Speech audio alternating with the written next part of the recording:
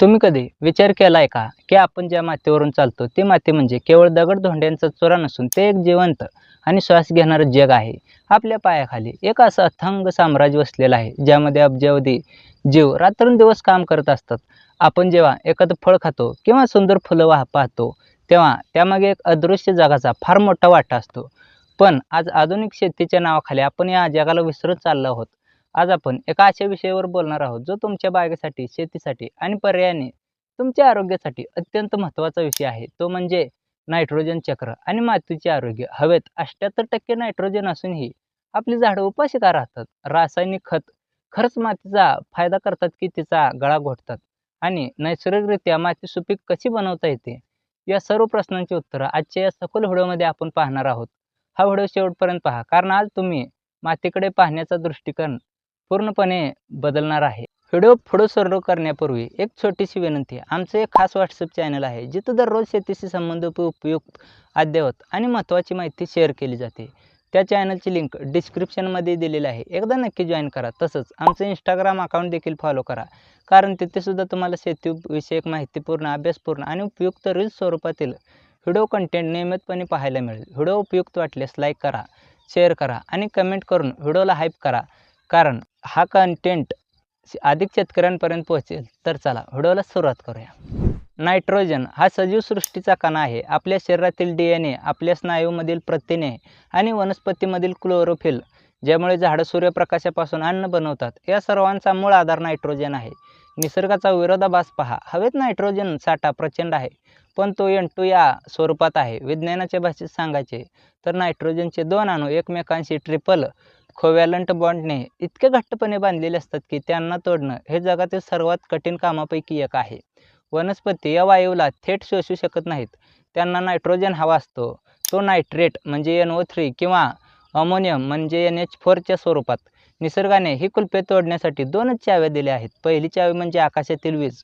जेव्हा वीज चमकते तेव्हा निर्माण होणाऱ्या प्रचंड उष्णतेमुळे हवेतील नायट्रोजनचा बंध तुटतो आणि त्याचे रूपांतर नायट्रोजन ऑक्साईडमध्ये होते, जे पावसाच्या रूपाने जमिनीवर येते. पण ही प्रक्रिया निसर्गाच्या गरजेच्या फक्त 10%च नायट्रोजन देऊ शकते. मग उरलेले 90% काम कोण करतं?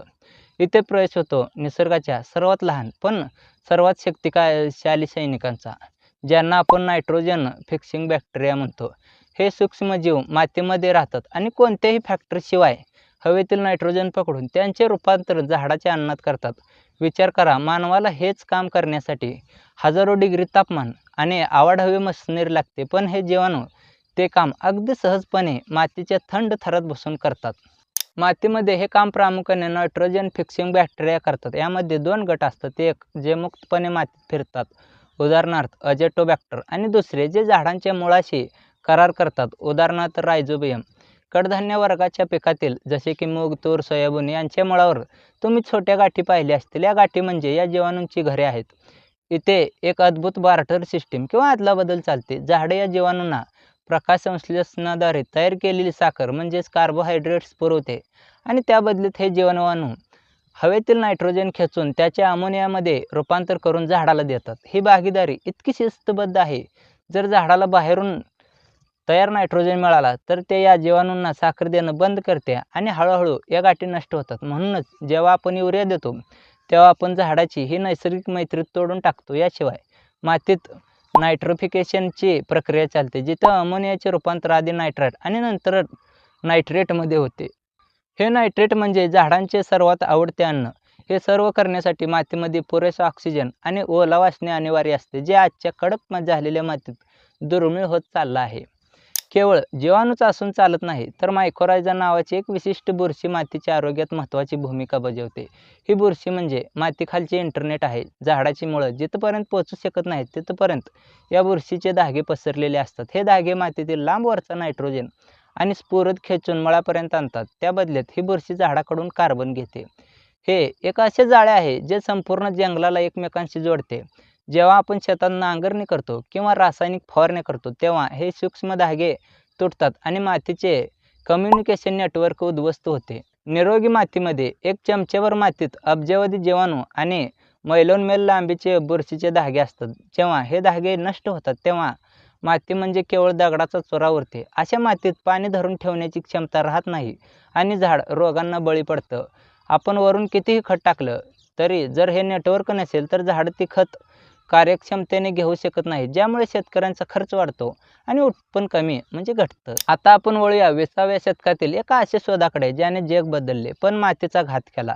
1909 मध्ये फ्रिडर्स हाबर आणि कार्ल बॉश या शास्त्रज्ञांनी हवेतील नायट्रोजन कृत्रिमरित्या पकडून त्याचे अमोनियामध्ये रूपांतर करण्याची पद्धत शोधली. याला हाबर बॉश प्रक्रिया म्हणतात. या शोधासाठी त्यांना नोबेल मिळाले. दुसऱ्या महायुद्धानंतर बॉम्ब बनवण्यासाठी वापरला जाणारा नायट्रोजन शेतीकडे वळवण्यात आला आणि इथूनच युरियाचे युग सुरू झाले. सुरुवातीला उत्पादनात प्रचंड वाढ झाली, ज्याला आपण हरित क्रांती म्हणतो. पण आपण एक मोठी चूक केली. आपण विचार केला की वनस्पतीला फक्त नायट्रोजन, फॉस्फरस आणि पोटॅश हवे असते. आपण मातीतील सूक्ष्मजीव, कार्बन आणि निसर्ग चक्र विसरलो. आज आपण 70 वर्षानंतर त्याचे परिणाम भोगत आहोत. रासायनिक खतामुळे मातीमधील कर्ब वेगाने कमी झाला आणि माती आता जिवंत राहिलेली नाही. ती फक्त एक मीडियम बनली आहे, ज्यात आपण झाडं उभी करतो आणि त्यांना औषधाच्या बाटलीवर जिवंत ठेवतो. हे अगदी तसंच आहे जसं एखाद्या माणसाला जेवण न देता फक्त सलाईनवर जिवंत ठेवणं. आज आपण एका अशा वळणावर आहोत जिथे आपण युरियाशिवाय शेतीची कल्पनाही करू शकत नाही. पण याचे परिणाम पहा. जेव्हा आपण पोत्याच्या पोते युरिया शेतात टाकतो तेव्हा पिके त्यातील फक्त 30 ते 40% नायट्रोजन वापरू शकतात. उरलेला 60% नायट्रोजन कुठे जातो? याचा मोठा भाग पावसाच्या पाण्यासोबत वाहून जातो आणि नद्या, तलाव आणि समुद्रात मिसळतो. यामुळे पाण्यात नायट्रोजनचे प्रमाण वाढते आणि तिथे शेवाळाची प्रचंड वाढ होते. हे शेवाळे पाण्यातील संपूर्ण ऑक्सिजन शोषून घेते, ज्यामुळे मासे आणि इतर जलचर गुदमरून मरतात. याला युट्रॅफिकेशन म्हणतात. इतकेच नाही तर जमिनीत झिरपलेला हा नायट्रोजन आपल्या पिण्याच्या पाण्याच्या विहिरीपर्यंत पोचतो. पंजाब आणि हरियाणामध्ये जिथे सर्वाधिक रासायनिक खतांचा वापर झाला तिथे भूगर्भातील पाण्यात नायट्रेट्सचे प्रमाण धोक्याच्या पातळीवर गेले आहे. हे पाणी प्यायल्याने लहान मुलांमध्ये ब्लू बेबी सिंड्रोम सारखे आजार आणि मोठ्यांमध्ये कॅन्सरचे प्रमाण वाढले आहे. आणि सर्वात भयावह गोष्ट म्हणजे युरियामधून निघणारा नायट्रस ऑक्साईड वायू. हा वायू कार्बन डायऑक्साईडपेक्षा 300 पटीने जास्त उष्णता शोषून घेतो, ज्यामुळे आपली पृथ्वी वेगाने तापत आहे. आपण अन्न पिकवण्यासाठी आपली जमीन, आपले पाणी आणि आपली हवा या तिन्ही विषारी बनवत आहोत. ही प्रगती आहे की विनाशाचा महामार्ग? मग आता प्रश्न उरतो की आपण मागे वळू शकतो का? तर उत्तर आहे हो, पण त्यासाठी आपल्याला शहाणी शेती करावी लागेल. पहिली गोष्ट म्हणजे सेंद्रिय कर्ब वाढवणे. मातीत जेवढं जास्त कर्ब असेल तेवढे जास्त जीवाणू जिवंत राहतील. यासाठी आपल्याला मल्चिंग किंवा आच्छादन करणे अनिवार्य आहे. उन्हाळ्यात माती उघडी ठेवणे म्हणजे तिथल्या जीवाणूंना जिवंत जाळण्यासारखे आहे. दुसरी गोष्ट म्हणजे कव्हर क्रॉप्स आणि पिकांची फेरपाल. जमिनीला कधीही रिकामी सोडू नका. मुख्य पीक काढल्यानंतर तिथे ताग किंवा कडधान्य पिके घ्या, जेणेकरून मातीला फुकटचा नायट्रोजन मिळेल. तिसरा आणि सर्वात महत्त्वाचा बदल म्हणजे जैविक खताकडे वळणे. आज विज्ञानाने सिद्ध केले आहे की जीवामृत, वेस्ट डिकंपोजर सारख्या गोष्टी केवळ परंपरा नसून त्यामागे ठोस सूक्ष्मजीवशास्त्र आहे.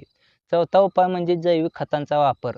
अजॅटोबॅक्टर, पीएसबी यांसारख्या गोष्टी मातीतली नैसर्गिक चक्राला पुन्हा गती देतात. आपल्याला खते देण्याऐवजी माती खाऊ घालणे शिकावे लागेल.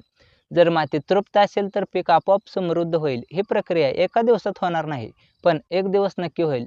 जर आपण आज सुरुवात केली नाही तर पुढच्या पिढीला शेती करण्यासाठी फक्त वाळवंट उरेल. आपल्याला अशा पिकाच्या जाती विकसित कराव्या लागतील ज्यांना कमी खतात जास्त उत्पादन देण्याची क्षमता असेल. हे केवळ शेतकऱ्याचे काम नाही तर ग्राहकांचेही आहे. आपण जेव्हा स्वस्त अन्नाचा हट्ट धरतो तेव्हा शेतकरी जास्त खत वापरण्यास मजबूत होतो.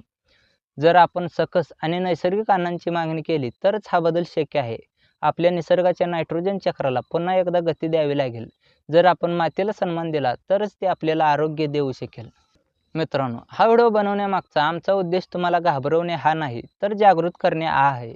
आज आपण विज्ञानाच्या सहाय्याने चंद्रावर पोहोचलो आहोत, पण आपल्या पायाखालच्या मातीचे विज्ञान आपण विसरत चाललो आहोत. नायट्रोजन चक्र हे केवळ पुस्तकातले चित्र नाही तर ते आपल्या रक्तातील प्रथिनांचा प्रवास आहे. पुढच्या वेळी जेव्हा तुम्ही शेतात जाल किंवा एखाद्या झाडाला पाणी द्याल तेव्हा विचार करा की त्या झाडाच्या खाली किती मोठे विश्व रात्रंदिवस राबत आहे. त्या विश्वाचे रक्षण करणे हेच मानवाच्या अस्तित्वाचे रक्षण आहे.